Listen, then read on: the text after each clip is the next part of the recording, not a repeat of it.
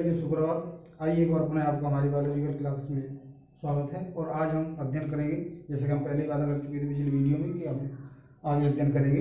वो हमारा टॉपिक है कोशिका सिद्धांत, सेल थ्योरी, यानी जो कोशिका सिद्धांत है वो क्या है उसके बारे में अध्ययन करेंगे। तो आइए शुरुआत करते हैं।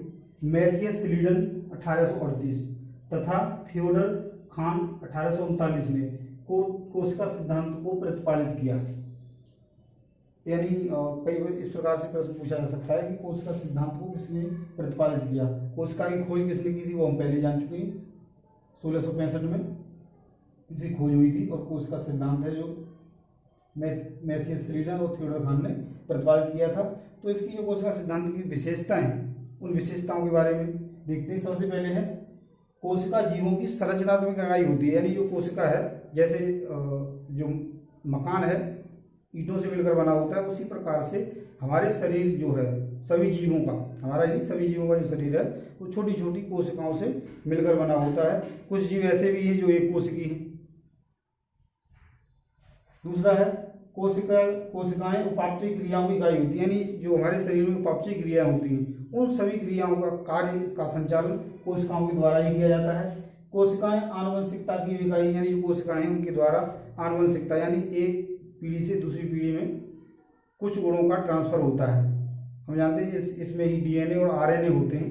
और वो जो डीएनए होता है, डीएनए पर ही जो आनुवंशिकी जीन्स होते हैं जो एक पीढ़ी से दूसरी पीढ़ी में ट्रांसफर हो जाते हैं, यानी उनका गुणों का ट्रांसफर हो जाता है। अगला है बिरचो 1855, यानी बिरचो जो थे उन्होंने 1855 में ये बताया कि कोई कोशिका जब नई बनती है तो वह पूर्व स्थापित, यानी जो पहले से कोई कोशिका वहाँ होगी और उस कोशिका से ही एक नई कोशिका निर्मित होगी उसके विभाजन के द्वारा। कोई नई कोशिका नहीं बनती है, जो कोशिकाएं होती हैं उन्हीं में से कोशिकाओं का विभाजन होता है और विभाजन के आधार पर ही नई कोशिकाओं का निर्माण होता है। अब है कोशिका में जैविक क्रियाएं, बायोलॉजिकल प्रोसेस इन सेल्स। तो देखो ये पादप कोशिका के बारे में बताया है। पादप कोशिका दी रखी है। प्रत्येक पादप कोशिका के चारों ओर एक कोशिका भित्ति होती है जो उस कोशिका की रक्षा करती है, यानी उस कोशिका को आवरण प्रदान करती है और उसकी रक्षा भी करती है। और इसके अंदर देखो ये माइटोकॉन्ड्रिया का चित्र बना है। जो माइटोकॉन्ड्रिया है उसको हम इसका पावर हाउस बोलते हैं।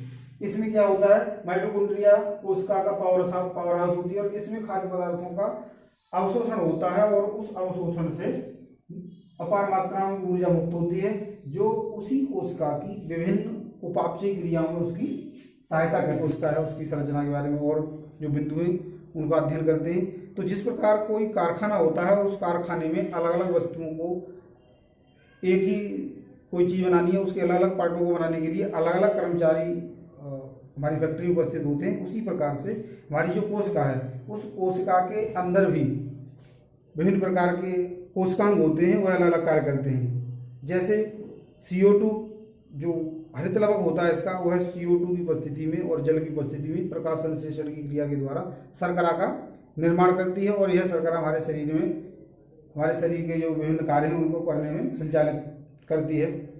राइबोसोम कणों में प्रोटीन का निर्माण होता है। जो राइबोसोम होते हैं उनमें प्रोटीन का निर्माण होता है और वह प्रोटीन हमारे शरीर की जो टूट फूट है उसकी मरम्मत करती है। एवणी लवकों में कारखानों के गोदाम की भांति मंड या प्रोटीन जो होता है वह संचित रहता है या वसा का निर्माण होता है। जो केंद्रक होता है उस केंद्रक में गुणसूत्र डीएनए और आरएनए उपस्थित होते हैं। और अभी मैंने बताया था कि जो डीएनए है वह आनुवंशिकी जो गुण है उनको एक पीढ़ी से दूसरी पीढ़ी में ट्रांसफर करता है। केंद्रक नियंत्रण आता है, जो केंद्रक है वो नियंत्रण कक्ष की तरह कार्य करता है। और जो आरएनए है वो क्या है, इसका दूत की तरह काम करता है, यानी ये सूचनाओं को एक स्थान से दूसरे स्थान पर प्रवाहित करता है। तो विद्यार्थियों आज हमने कोशिका जो संरचना है कोशिका का जो सिद्धांत है उसके बारे में अध्ययन किया। आगे हम अगली कड़ी में फिर मिलेंगे। तो आज के लिए इतना।